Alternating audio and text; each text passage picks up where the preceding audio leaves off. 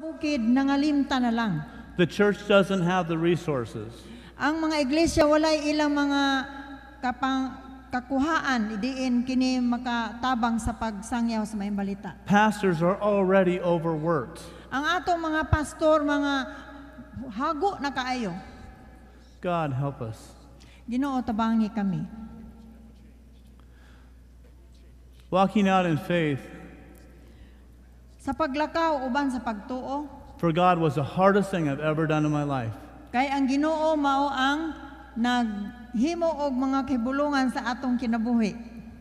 It's put me on my knees more than I've ever been in my entire life.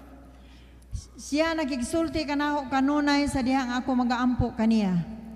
Labaw pa sa akong pagkinabuhi sa dugay ng mga panahon. 3 years ago, Tulo ka tuig miagi, John had a faith camp in Idaho si John dunay faith camp sa Idaho. titled Claim Your Inheritance. It was titled Claim Your Inheritance. Pag-claim sa pagkuha sa mga kabilin. And I claim Southern Mindanao as mine, Og akong gi-claim ang Southern Mindanao nga mao'y ako, or Mindanao.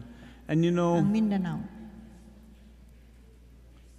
if I had only known then Og abi ninyo kung nahibaw-an pa unta nako, what all was going to be involved, nga, all the work that was involved, nga ang tanang buhat nga angayan niini nga mutabang. I may have said no.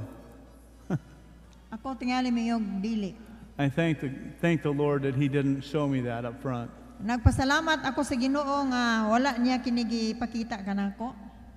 But the Lord will enable those He calls, He will qualify.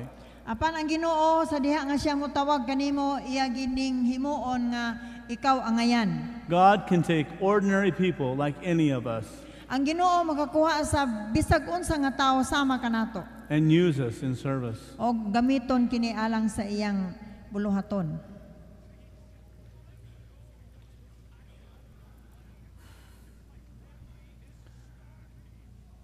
I want to do an interview now with a brother. And Gusto na ko karon mo interview sa atong igsuon we're not going to use his real name o dili na mo ihatag iyang sakto gid nga ngalan or discuss the areas we're working. o i-discuss gid dinhi ang tanan nga detalye. And they did give me a name, but it was in Filipino, and I can't remember it. So we'll just call him Tony. Is that okay?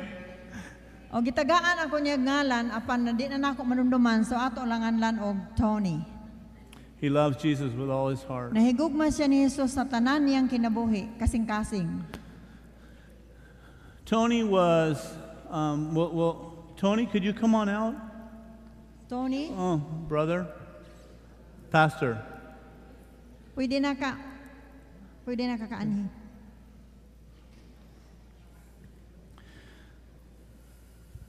Come on up, brother.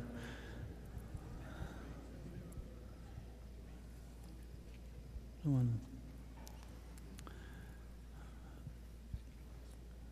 This is quite complicated for me. This is challenging to do an interview in dual translation. What was it that Tony was doing before God captured his heart? Unsa kuno'y gibuhat nimo ton sa wala pa ka gihikap ang imong kasing-kasing sa Ginoo? Mayang gabi mga kaitsunan. Sa wala pa ako na Adventist. Sa bata pa ko. Before I became an Adventist, when I was still a small boy, Na membro ko sa CCPMP sa 10 anyos pa ako. I was a member of the NPA when I was 10 years old. Di ako na kita ang panagsangka sa bukid sa Balingasag sa Lantad. There I found the battle between the mountain of Lantad and No. Balingasag. Grabe among panag-away sulod sa 1986. Grabe ang panagsangka og nangamatay usab ang mga sundalo sa kauban na akong mga MP. The battle was sore and many NPAs and soldiers died. Mga igsoon, muna akong nagian sa dihapa ko. Dagan akong giagian. Narid pa ko naambos. Doon na pagyapon. Brethren, that was my experience, and I had also experienced being a victim of the ambush and raid. Let him know that he's also a pure Haganan. Our brother is pure Haganan. Nakauno na ako mga kaigsunan, kay giagian ko nga danang lugara.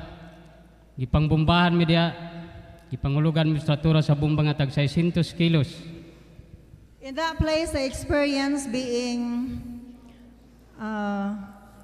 there was a bomb that fell on us that the weight is 600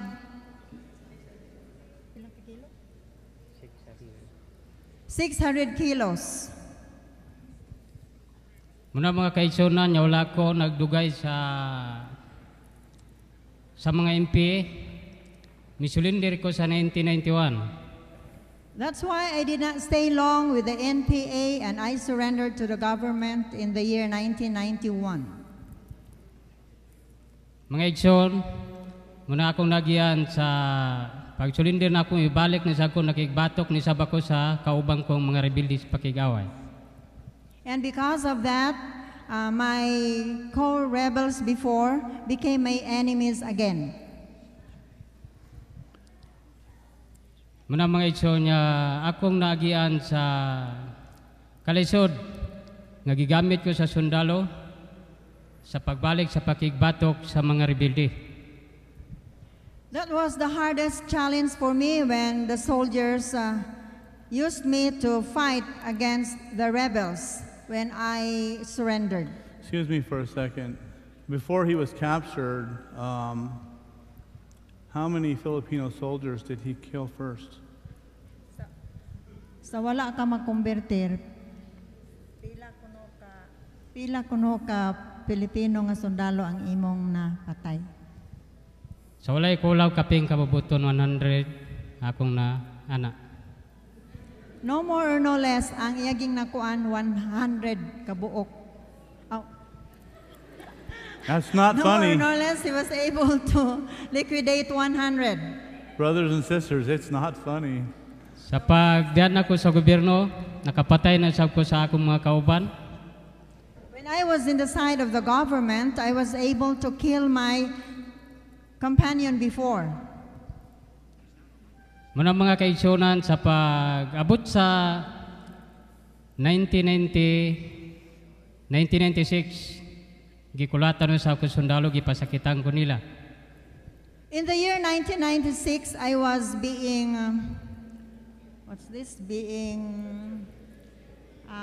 paddled or tortured by the soldiers. Muna mga kaigsunan, gimbarguan ko sa akong Armalite. They got my Armalite. Midani ko sa division, Kampo Imbanglista, nga pabayaran ng armas. And I was told by the personnel or officers in Camp Evangelista to pay the firearms. Wala nila panumbalinga ang akong gisulti. Muto nga nagutro ko nakigbatok sa gobyerno. They did not mind what I told them, so I was against them again. Mga igsoon, giransa ko ang detasmin sa lantad Balingasag.